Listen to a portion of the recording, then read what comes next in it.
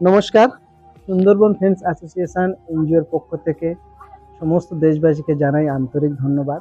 আজকের আমার দিদি জয়িতা দাস, সুদূর সেই উনি বজবজ থেকে এসছেন এবং আমাদের এই সুন্দরবন এরিয়ার ছোট ছোট বাচ্চাদের ভালোবাসার টানে আজকের এখানকার বাচ্চাদের জন্য আমি যতটুকু আমার সামর্থ্য আমি চেষ্টা করেছি এবং আমাকে সহযোগিতা করেছেন দিদি অনেক দিন থেকে আমাদের এই কাজটাকে উৎসাহ দিয়েছেন।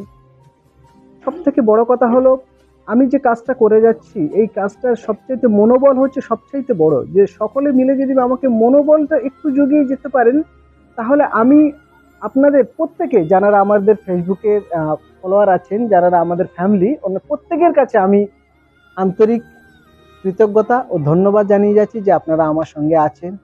তো দিদি সেই কত দূর থেকে, সুদূর বজবজ থেকে আজ সুন্দরবন এরিয়া এখানে এসছেন ভালোবাসার টানে। আজকের দিদি এই সুন্দরবন এরিয়ার ছোট ছোট বাচ্চাদেরকে লেখাপড়ার মান উন্নত করার জন্য কিছু বাচ্চাদের জন্য স্কুল ব্যাগ নিয়ে এসছেন দিদি, বাচ্চাদেরকে সেগুলো দেয়া হবে। অনেক অনেক ধন্যবাদ জানাই দিদিকে, যে দিদি অত দূর থেকে কষ্ট করে এসছেন এবং এই বাচ্চাদেরকে লেখাপড়ার জন্য সাহায্য করেছেন।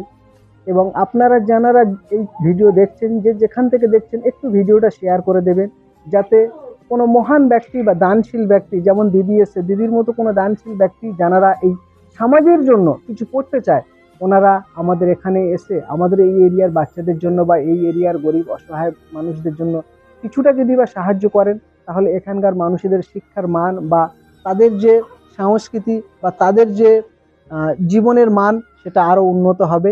এবং আপনাদের কাছে একটাই অনুরোধ, আপনারা ভিডিওটা একটু শেয়ার করে দেবেন এবং আমাদেরকে পাশে থাকবেন।